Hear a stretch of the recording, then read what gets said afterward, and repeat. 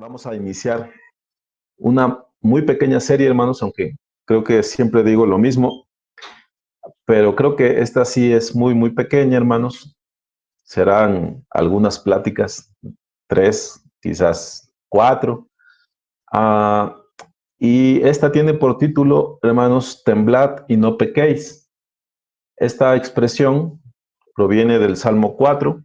En un momento más vamos a acudir allí a esta porción de la palabra. Y un comentario, hermanos, que quería hacerles es que estaba yo dudando acerca de cuál tema abordar. Tenía yo que en un momento más voy a explicar. Y hay otro tema, hermanos, que si no lo tomé es porque es un poco más largo y también lo tengo que platicar con nuestro hermano Ignacio. Es un tema, me parece que le puede hacer mucho bien a la congregación, hermanos, pero hay algunos detalles por allí que necesito consultar a nuestro hermano. Aquel tema tiene que ver con la Gran Comisión, aunque no es el enfoque, el evangelismo, pues, pero está bien interesante. Ya, si Dios permite, les comentaré, hermanos, el siguiente miércoles quizás. Bueno, y lo platicaré con nuestro hermano Ignacio. Entonces, el día de hoy, hermanos, vamos a iniciar una pequeña serie a la cual le puse el título Temblad y no pequéis. Quiero llevarles rápidamente a la lectura del Salmo 4, versículos 1 al 4. Salmo 4, versículos 1 al 5. Ya estoy viendo que es al 5. Dice la palabra del Señor: respóndeme cuando clamo, oh Dios de mi justicia. Cuando estaba en angustia, tú me hiciste ensanchar. Ten misericordia de mí y oye mi oración. Hijos de los hombres, ¿hasta cuándo volveréis mi honra en infamia? ¿Amaréis la vanidad y buscaréis la mentira? Selah dice. Sabed pues que Jehová ha escogido al piadoso para sí. Jehová oirá cuando yo a él clamare. Y aquí está la expresión que da título a la pequeña serie, hermanos. Temblad y no pequéis. Meditad en vuestro corazón, estando en vuestra cama, y callad. Selah dice. Ofreced sacrificios de justicia y confiad en Jehová. Bueno, hermanos, hay una palabrita que no me animé a utilizar para nombrar esta serie. Es disociación. Y bueno, en realidad este es un trastorno psicológico, ¿no? Pero en el uso, hermanos, disociación tiene que ver con la incapacidad de relacionar dos ideas que verdaderamente están conectadas, ¿no?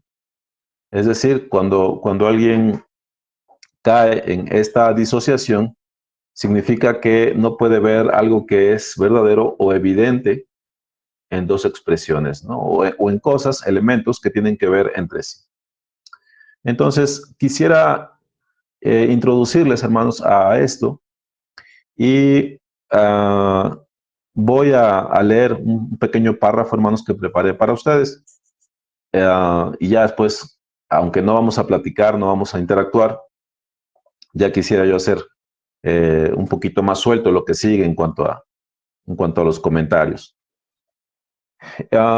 Mire, mi hermano, si se nos dijese que Abel, ese primer justo del que tenemos testimonio en la palabra, si se nos dijese que él solía meditar en su corazón, estando en su cama, obviamente todo esto es una suposición, hermanos, uh, que él estaba allí callado y que en sus consideraciones profundas acerca de Dios incluso temblaba, y que en su espíritu, haciéndose consciente de la divina y santa majestad, declaraba a él: no pecaré, sino que guardaré mi camino delante de mi Dios, ofreceré sacrificios de justicia y confiaré en Jehová.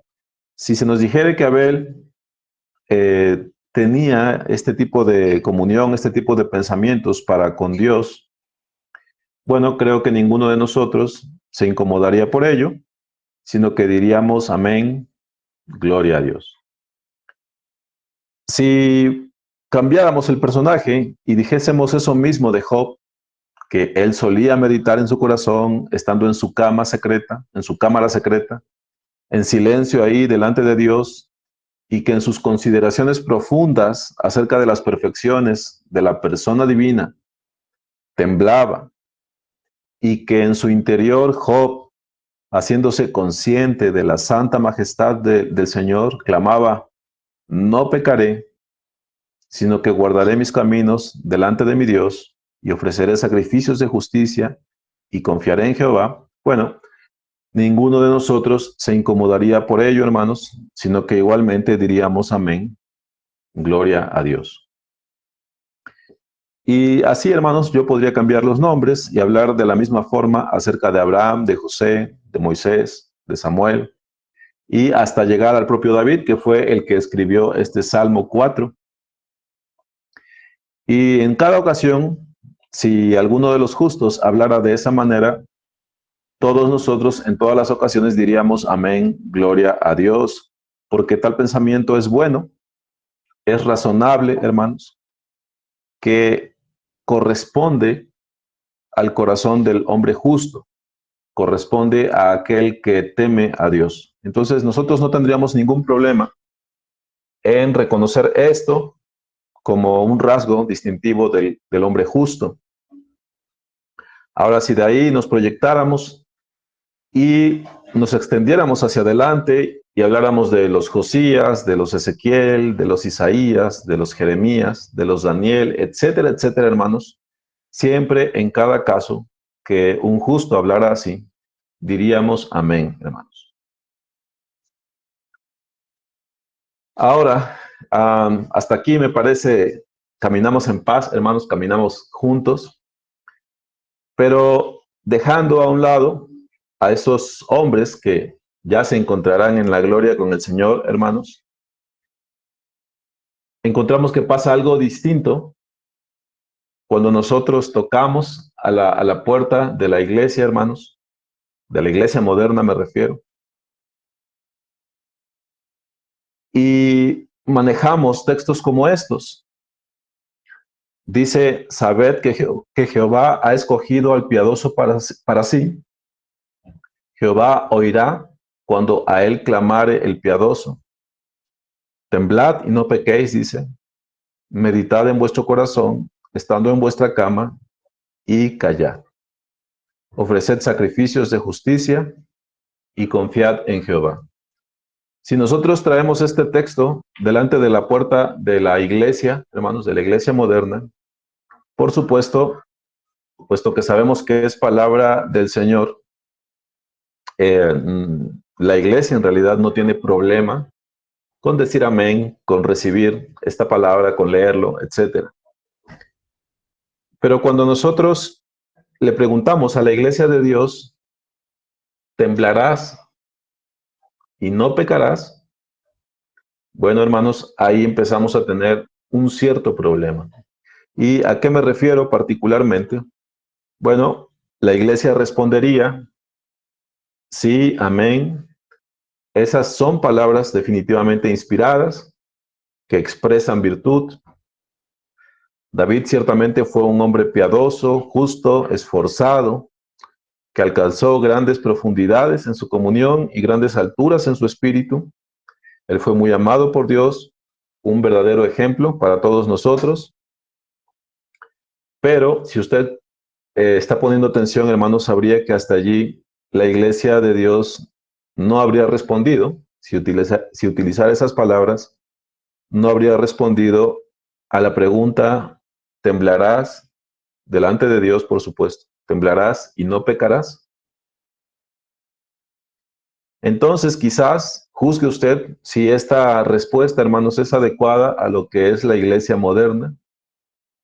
Tal vez la iglesia respondería, claro que estoy dispuesta a meditar en estas cosas. Pero recuerda y no olvides, diría la iglesia moderna, hermanos, la piedad nos salva, el temblor nos salva, y todos, aunque mucho nos esforcemos, pecamos de una forma u otra. Yo soy salva por la fe, y lejos de mí esté el gloriarme en mi propia justicia. Bueno, todas esas, hermanos, son palabras buenas, parecen mostrar una cierta humildad que podemos decir es correcta, está bien, pero si estamos poniendo atención, hermanos, notaremos que en realidad no hay una respuesta al respecto de ¿temblarás delante de Dios y no pecarás?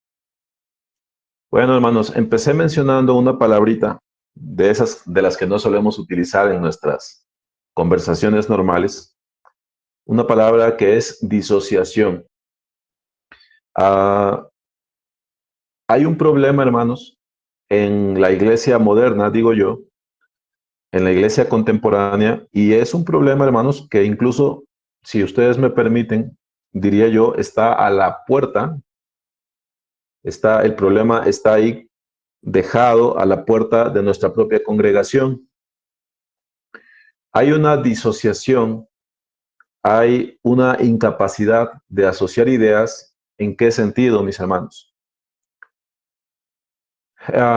Yo he tocado este tema con un enfoque diferente en ocasiones pasadas, hermanos, que tiene que ver con lo siguiente. A lo largo de la palabra hay un desarrollo amplio que no solamente se encuentra en el Antiguo Testamento, sino también en el Nuevo Testamento. Hay un desarrollo acerca de lo que el hombre justo es.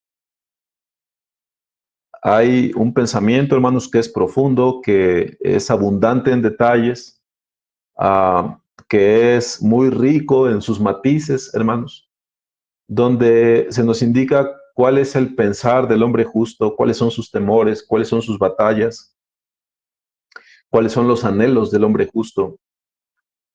Hay en realidad una riqueza, hermanos, acerca de ese tema en la palabra. ¿Y dónde entra esa disociación, hermanos? Aunque no va a ser el tema, hermanos, y me río porque sé que he insistido mucho en esto, ah, no vamos a hablar acerca de la oración del pecador, de ese método evangelístico, hermanos. Ah, pero sí quiero subrayar lo siguiente.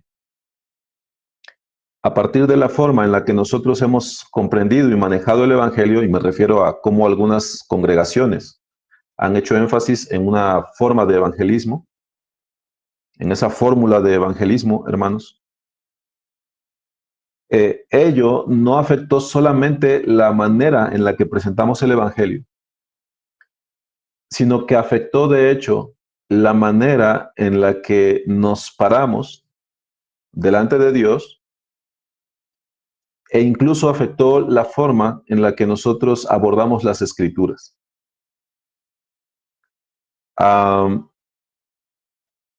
La pregunta que se implica en el texto del Salmo, hermanos, del Salmo 4, la pregunta que se puede tomar o sustraer de allí es, ¿temblarás y no pecarás? Estas dos palabras, hermanos, temblar y pecar, muchas veces no están asociadas en la mente, en el corazón de nuestros hermanos, en el sentido de que, bueno, toman ese tipo de expresiones, no hacemos un juicio acerca de las implicaciones de ello, sino que todo lo remitimos a la gracia del Señor. Es decir, ya estamos reconciliados con Él, ya hemos sido adoptados hijos suyos, así razonamos, de tal manera que estas expresiones, temblar y no pecar, no hacen mucho sentido. No somos capaces de colocarlas, a veces, hermanos, no somos capaces de colocarlas dentro del cuadro de lo que es la vida en Cristo. Podemos asentir a ello porque, bueno, es parte de la palabra, pero no es una verdad la cual nosotros podamos asociar con claridad en nuestra mente acerca de qué lugar le corresponde en la vida en Cristo. Está como es la palabrita esta, está en disociación. No logramos conectar cómo eso puede relacionarse con la vida en Cristo. Yo espero, hermanos, sinceramente, que en este punto algunos de ustedes digan, no, es que eso no puede ser. Pero sí, hermanos, eh, eso de hecho sucede y sucede en nuestra congregación. Um, el, el domingo anterior, hermanos, que, que, me, que tuve la oportunidad de presidir el servicio, hermanos, bueno, les hablaba yo acerca de ese pasaje de Jehú, recuerdan ustedes, los que estuvieron presentes. Uh, este, este pensamiento, hermanos, acerca de que el creyente puede decir, hay paz para con Dios, pero muchos somos capaces de estar en nuestra práctica, hermanos, en nuestro diario vivir, podemos no estar cayendo en pecado, sino de hecho viviendo en pecado. Muchos de nosotros estamos conviviendo con el pecado y no estamos siendo amonestados por nuestra conciencia, hermanos. No estamos razonando acerca de que eso es algo contradictorio a la vida en Cristo. Y no es nuestra situación que hemos caído en pecado, no es un evento aislado, sino que esa es la forma en la que en realidad vivimos. Ahora, yo utilicé, cuando recurrí al pasaje de Jehú, bueno, de Reyes, cuando recurrí al pasaje, hermanos, lo que utilicé, pues, para explicar un poco estas cosas tenía que ver con las fornicaciones, si usted recuerda. El punto, hermanos, es que uh, la fornicación en sus formas, en sus manifestaciones, es uno de los muchos pecados en los cuales un hombre puede incurrir. Pero tenemos la ira, tenemos el enojo, tenemos la envidia, tenemos las murmuraciones, hermanos, la desobediencia, la necedad, la falta de afecto natural, diría el apóstol, que somos implacables, sin misericordia. Hay muchas manifestaciones de pecado. Ahora, mis hermanos, como ejemplo y para darme a entender más con ustedes, quiero llevarles a Isaías 8:13. Isaías 8:13 es un texto muy corto. Son expresiones, hermanos, que son semejantes. Dice, a Jehová de los ejércitos, a él santificad, sea él vuestro temor y él sea vuestro miedo. Bueno, un ejercicio interesante, hermanos, que nosotros podríamos hacer es sondear, hermanos, en nuestro propio corazón, cómo es que conciliamos este tipo de textos eh, con lo que es nuestra percepción de la gracia, de la vida en Cristo, hermanos. A Jehová de los ejércitos, a él santificad, sea él vuestro temor y él sea vuestro miedo.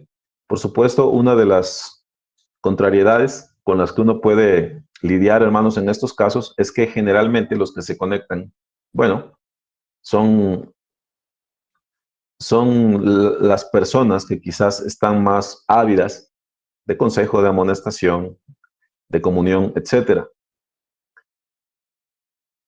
Deuteronomio 5, del 23 al 29, Y extendiéndome, hermanos, en explicación, porque me es muy importante el darme a entender con ustedes. La disociación de la que hablo, hermanos, es esta. Muchos de nosotros, muchos de entre nosotros, han comprendido de una cierta forma la gracia, de tal manera que solo sabemos mirar, solo podemos repetir el hecho de que el hombre es salvo por gracia, no por obras. Y es correcto, hermanos, es una doctrina de la palabra, hermanos, es una doctrina fundamental de la palabra. Pero hemos entendido que la gracia, hermanos, básicamente aparta las obras o aparta toda aquella manifestación de temor, de reverencia. En cierto modo, algunos hermanos han perdido de vista la dignidad del Señor, la naturaleza del Señor y toda esa honra, todo ese temor que le debemos. Deuteronomio 5, del 23 al 29, que es un texto que ya he compartido con ustedes. Este texto, Deuteronomio 5, del 23 al 29, tiene que ver con esa ocasión donde el Señor se manifestó, como dice el texto, a los ojos de todo el pueblo. A lo que se refiere el pasaje es a que ahí en el monte el Señor se manifestó y Moisés subió a él. Entonces, como dice el sonido de la bocina, iba en aumento, había fuego, temblaba todo y el pueblo mirando la manifestación del Señor estaba temblando. Bueno, aquí Moisés en Deuteronomio 5, del 23 al 29, está recordando esto. Cuando él escribe en esta parte, él está recordando ese evento y se lee así. Del versículo 23 en adelante dice, y aconteció que cuando vosotros oísteis la voz de en medio de las tinieblas y visteis al monte que ardía en fuego, vinisteis a mí todos los príncipes de vuestras tribus y vuestros ancianos, y dijisteis, he aquí Jehová nuestro Dios nos ha mostrado su gloria y su grandeza, y hemos oído su voz de en medio del fuego. Hoy hemos visto que Jehová habla al hombre y éste aún vive. Ahora pues, ¿por qué vamos a morir? Porque este gran fuego nos consumirá. Si oyéremos otra vez la voz de Jehová nuestro Dios, moriremos. Porque, ¿qué es el hombre para que oiga la voz del Dios viviente que habla de en medio del fuego, como nosotros la oímos, y aún viva? Acércate tú, le dicen a Moisés, y oye todas las cosas que dijere Jehová nuestro Dios, y tú nos dirás todo lo que Jehová nuestro Dios te dijere, y nosotros oiremos y haremos. Y oyó Jehová la voz de vuestras palabras cuando me hablabais, y me dijo Jehová, he oído la voz de las palabras de este pueblo, que ellos te han hablado. Bien está todo lo que han dicho. ¿Quién diera que tuviesen tal corazón, que me temiesen y guardasen todos los días todos mis mandamientos, para que a ellos y a sus hijos les fuese bien para siempre? Bueno, hermanos, si nosotros continuamos en la lectura, en la historia del pueblo de Israel, vemos que ellos cayeron de ese temor. Fue una expresión correcta al grado que el Señor dijo, ¿quién diera que tuviesen tal corazón, que me temiesen y guardasen todos los días todos mis mandamientos, para que a ellos y a sus hijos les fuese bien para siempre? Ellos cayeron de ese temor, hermanos, fueron infieles en ese sentido. Y he recurrido a este texto, hermanos, porque yo puedo leer con confianza esta expresión dentro de la vida en Cristo y puedo argumentar, hermanos, y sé que lo haría con razón, acerca de que este sentir, este temor, esta reverencia que el pueblo mostró en esa ocasión, bien puede trasladarse a la vida en Cristo, bien debiera trasladarse a la vida en Cristo. Y tanto más, diría yo, cuando la gracia del Señor se ha manifestado. ¿Quién diera que tuviesen tal corazón, que me temiesen y guardasen todos los días todos mis mandamientos, para que a ellos y a sus hijos les fuese bien para siempre? No estoy hablando, hermanos, de salvación por obras, No estoy tratando de introducir un pensamiento así, el Señor me guarde. Estoy hablando de el temor, el temor reverente que debemos a nuestro Señor, porque Él no ha cambiado, hermanos. Él no ha cambiado.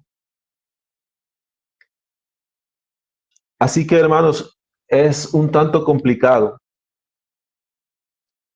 dada la forma en la que hemos comprendido el Evangelio, se vuelve bien complicado, hermanos, el trazar la justicia en la que debe vivir un redimido, hermanos.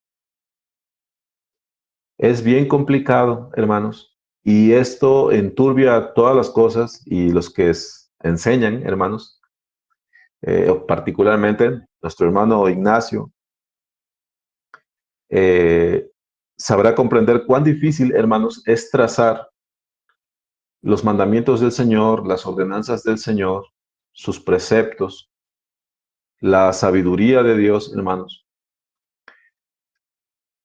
Cuán difícil es trazarlo cuando las personas viven en una disociación, cuando no pueden conectar todo lo que tiene que ver con la majestad, la dignidad, la honra que debemos a nuestro Señor y la gracia.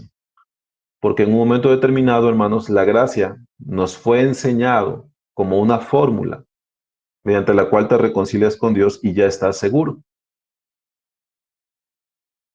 A partir de esa fórmula es que muchos hermanos se han vinculado con el Señor mismo y con la palabra, la cual en realidad no nos habla de eso, pero ya prácticamente es imposible que nosotros podamos verla con ojos distintos. En este punto, hermanos, les recuerdo, el nombre de la serie es Temblad y no pequéis. Y he leído para ustedes el Salmo 4, el cual nos muestra, hermanos, una situación de la vida íntima, cotidiana, en este caso de David. Bueno, la forma en la que está expresado el Salmo es como el Señor hablando. Y lo que el Señor habla es esto: temblad y no pequéis. Meditad en vuestro corazón, estando en vuestra cama, y callad. Mediten eso, piensen esto. Ofreced sacrificios de justicia y confiad en Jehová. Entonces, hermanos, decía hace un instante, es un poco complicado el trazar cuál es la justicia en la que debe vivir un redimido, cuál es el temor en el que debe vivir el redimido. ¿Por qué es complicado, hermanos? Porque se ha disasociado el temor del Señor, que no ha cambiado, hermanos, porque Él es digno, y la gracia, pensando que la gracia ha venido a simplificar las cosas. Entonces es un poco complicado, hermanos. Bueno, es bastante complicado, de hecho, porque podemos escuchar las demandas de nuestro Señor, podemos escuchar aquello que se nos pide, pero puesto que tenemos una noción de la gracia errada, hermanos, entonces somos incapaces de recibir la enseñanza en el buen sentido de ella. No sabemos conectar las ideas y mayormente terminamos tomando eso como un buen consejo, pero hasta allí. Me es necesario remarcar, hermanos, porque sería lo más triste para mí que ustedes pensaran que pretendo llevarles de alguna manera a la salvación por obras. Dios me guarde, hermanos, de hablar una cuestión así. Quiero llevarles, hermanos, a Mateo 5, en el versículo 20. Mateo 5, 20, hermanos. Mateo 5, 20, aunque ya es un texto que viene iniciado, hermanos. lo voy a utilizar así a secas. Dice, porque os digo que si vuestra justicia no fuere mayor que la de los escribas y fariseos, no entraréis en el reino de los cielos. Mateo 5:20, porque os digo que si vuestra justicia no fuere mayor que la de los escribas y fariseos, no entraréis en el reino de los cielos. Bueno, hermanos, este texto no está apuntando, por supuesto, a la salvación por obras. De hecho, hay una dinámica, hermanos, en la cual entra Pablo cuando habla precisamente acerca de la ley. Y allí Pablo, hermanos, mediante las palabras que el Señor le inspiró, nos da a entender que en realidad la ley, hermanos, era nuestro ayo para llevarnos a nuestro Señor Jesucristo. Tomando fragmentos de otra porción, ya en Romanos, si no mal recuerdo, porque aquel pasaje era de Gálatas, hermanos, Pablo llega a decir, bueno, es que yo no habría sabido lo que es codiciar si la ley no hubiera dicho no codiciarás, ¿no? Y él hace allí todo un desarrollo acerca de que la ley en realidad, hermanos, no tenía el propósito de justificar al hombre por cuanto era imposible que el hombre fuera justificado por las obras de la ley. Y esto se complementa con lo que él dice en Gálatas acerca de que en realidad la ley fue nuestro ayo, nos llevó a Cristo, nos mostró la necesidad de un Salvador, de uno que por su justicia nos llevara a Dios. Bueno, mis hermanos, Mateo 5:20, cuando el Señor dice, pero os digo que si vuestra justicia no fuere mayor que la de los escribas y fariseos, no entraréis en el reino de los cielos, no se encuentra en la misma dinámica que las cuestiones de la ley. Bueno, ¿cuál es la explicación? Entonces, esto, hermanos, miren, mi hermano, se puede abordar este texto de dos formas. Uno, y se puede hablar con buena razón, es que nuestra justicia, hermanos, es nuestro Señor Jesucristo. Segundo a los Corintios 5:21, al que no conoció pecado, por nosotros lo hizo pecado, para que nosotros fuésemos hechos justicia de Dios en él. Nosotros bien podemos resguardarnos, hermanos, en el hecho de que nuestro Señor Jesucristo es nuestra justicia. Ahora, Mateo 5:20, hermanos, en realidad nos dirige a Mateo 5:21. Ya ven las profundidades, hermanos. Eh, el Señor muestra cuál es esa mayor justicia. Um, y del versículo 21 en adelante. Oísteis que fue dicho a los antiguos. Estoy en Mateo 5, después del versículo 20, donde el Señor ha dicho que si nuestra justicia no fuere mayor que la de los escribas y fariseos, no entraremos en el reino de los cielos. El Señor enseguida empieza a explicar en qué consiste esa mayor justicia, hermano. Empiece usted a juzgar, mi hermano, si esto debe estar presente en un cristiano o no. Oísteis que fue dicho a los antiguos, no matarás, y cualquiera que matare será culpable de juicio.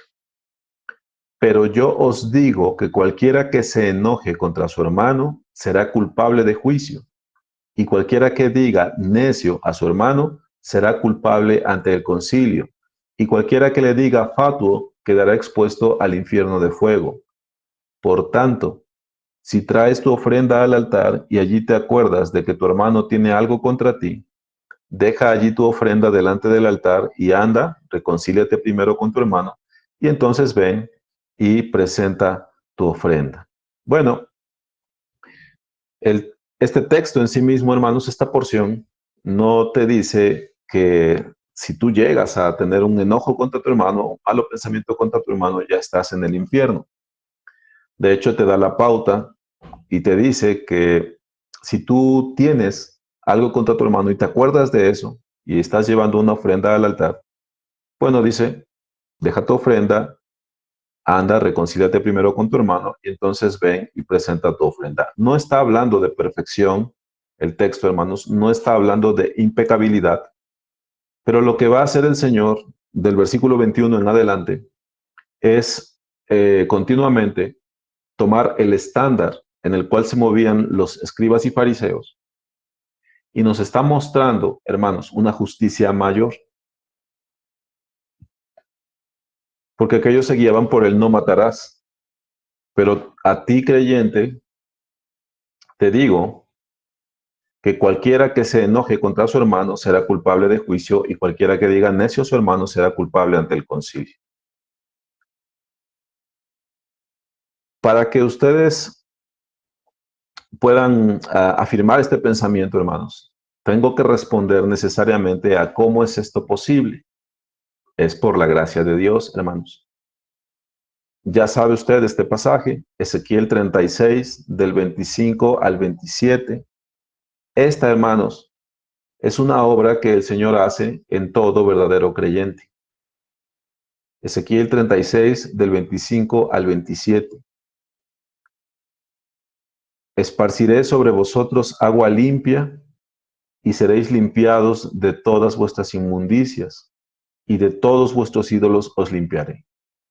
Os daré corazón nuevo y pondré espíritu nuevo dentro de vosotros y quitaré de vuestra carne el corazón de piedra y os daré un corazón de carne y pondré dentro de vosotros mi espíritu y haré que andéis en mis estatutos y guardéis mis preceptos y los pongáis por obra.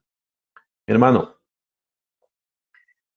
uno de los grandes males de aquel método evangelístico uh, tiene que ver con que se ha tratado al nuevo nacimiento, y esta es una idea que yo ya la había compartido en alguna ocasión, hermano, se ha tratado al nuevo nacimiento, a la regeneración del Señor, como una doctrina. El nuevo nacimiento, hermanos, la regeneración que el Señor hace, ciertamente es una doctrina en el sentido de que se expresa en las Escrituras como una afirmación. Pero definitivamente el nuevo nacimiento está lejos de ser únicamente una doctrina.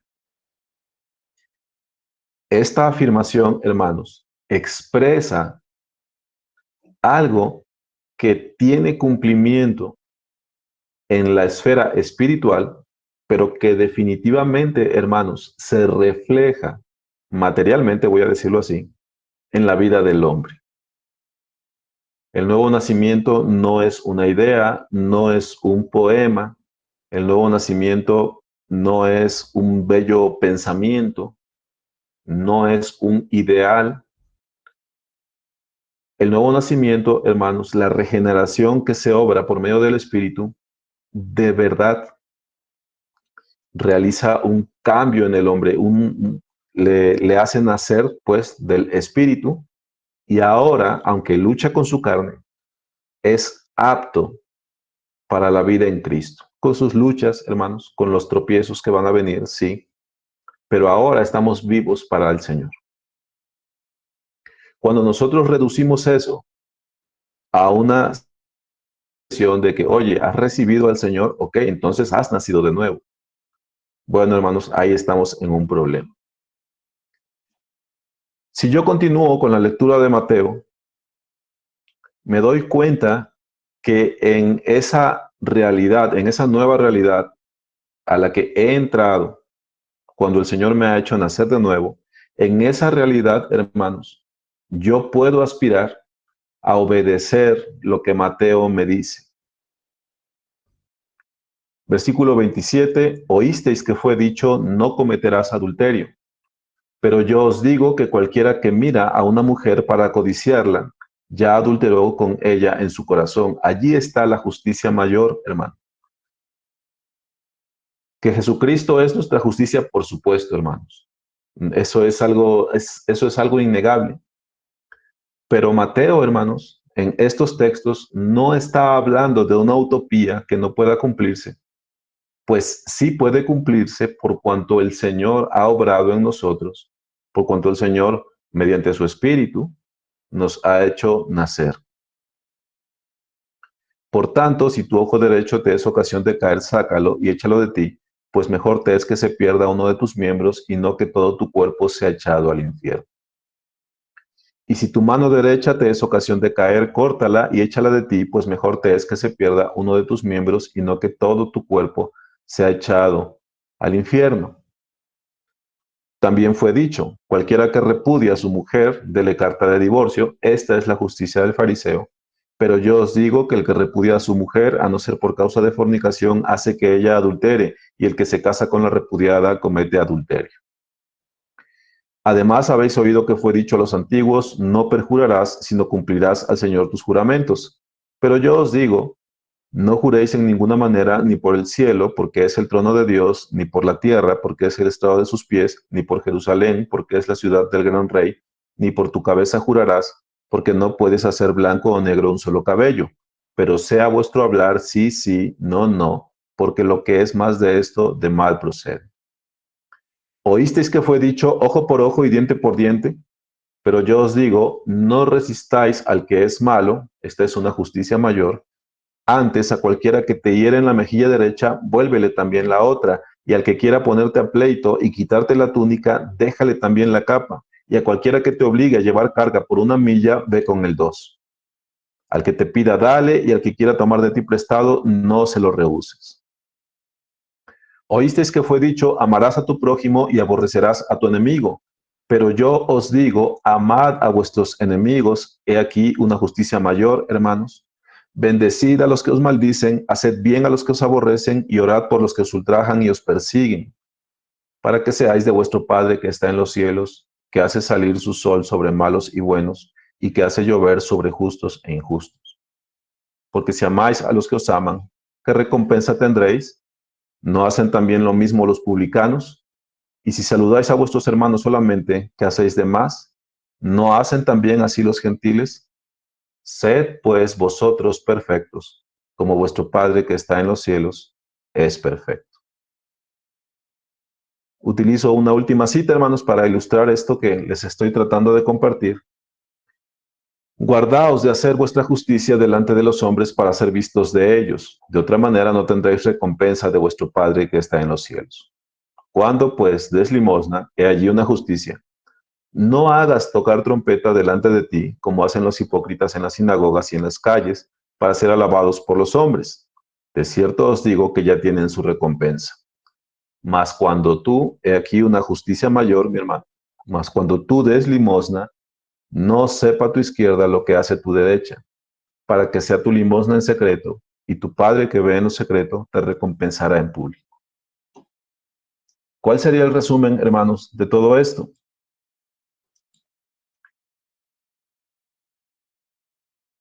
Les decía, hermanos, al principio, hay una disociación en el sentido de que muchos de entre nosotros no logramos conectar lo que es el temor de Dios, la reverencia que debemos a Dios, no logramos conectar la dignidad de Dios con la gracia. Suena bien raro, mis hermanos. Yo sé cómo me escucho. El texto, el Salmo 4 dice, y esta es la descripción de un cristiano, mi hermano. Y ahora vamos a terminar explicando por qué. Temblad y no pequéis. Meditad en vuestro corazón, estando en vuestra cama, y callad. ¿Por qué podemos decir, por qué podemos afirmar que esta es de verdad la descripción de un cristiano? Mi hermano, ninguno de nosotros cuando llega a la gracia abraza todas las cosas de una vez, como diría el hermano Spurgeon, ¿no? No todos gustamos todos los dones de una vez. No hay ninguno, de hecho, que abrace todas las cosas de una vez. Nadie madura, hermanos, de un año para otro. Todos vamos creciendo en el camino del Señor. Pero, hermano, una cosa es entender que los hombres vamos creciendo en temor, en santidad, en piedad, en justicia. Y otra cosa es resolverlo todo, simplemente afirmando que el Señor Jesucristo es mi justicia, algo que es bíblico, hermano.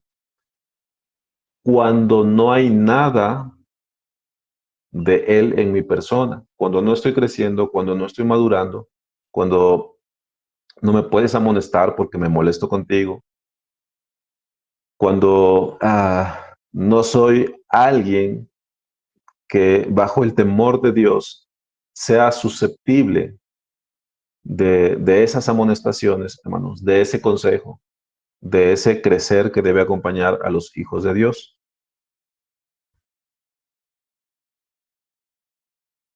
Cuando tú entras a la fe, hermano, una de las batallas con las que muchos lidiamos tiene que ver con nuestra pertenencia al Señor. ¿Soy de verdad del Señor? Bueno, Juan se regocijaba, le decía a la señora amada, porque veo que tus hijos andan en la verdad.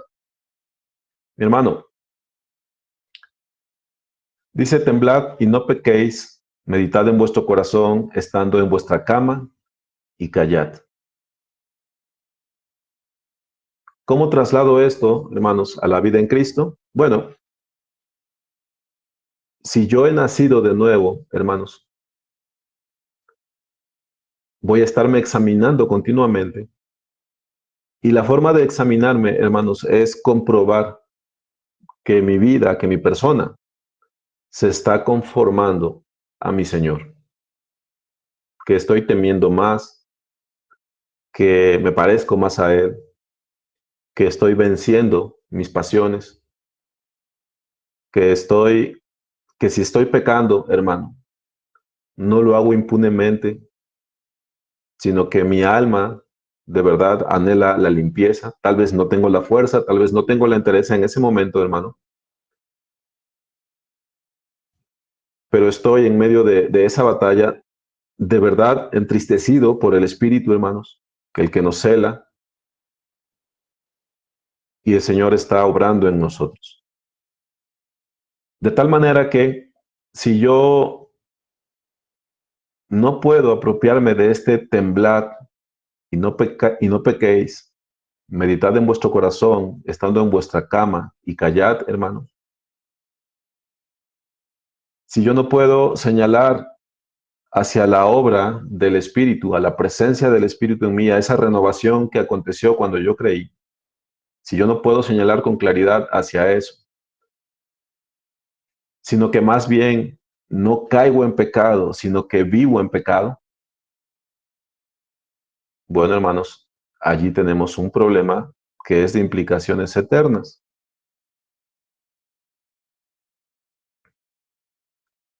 Entonces, termino, hermanos, con esta pregunta. Ah, ¿Los creyentes en Cristo obran? Yo sé que su respuesta va a ser que sí, hermano. La pregunta es ¿por qué? La gran pregunta es ¿por qué? ¿Es por obediencia? ¿Es por gratitud? ¿Es por necesidad? ¿Es por mandamiento? ¿Es por consecuencia? Bueno, mis hermanos, lo que voy a tratar de hacer, bueno, sí, si el Señor me da licencia y si el hermano no me veta estas pláticas, hermanos. La serie se llama Temblad y no pequéis. Lo que yo voy a procurar hacer, hermanos, en las 2 o 3 sesiones siguientes, que serían todas, es tratar de establecer cómo ese pensamiento que está sintetizado en esa expresión, hermanos, pertenece completamente a la vida en Cristo. Si el Señor nos ayuda, hermanos,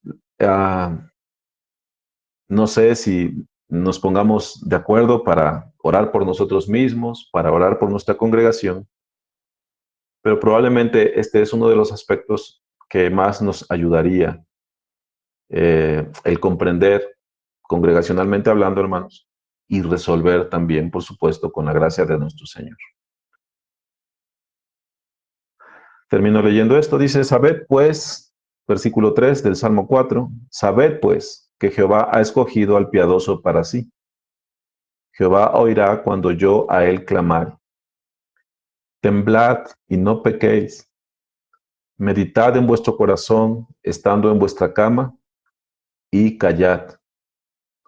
Ofreced sacrificios de justicia y confiad en Jehová. Entonces, mis hermanos, espero haberme dado a entender con ustedes. Yo siento que no, pero bueno, que el Señor nos ayude, hermanos. No añado nada más.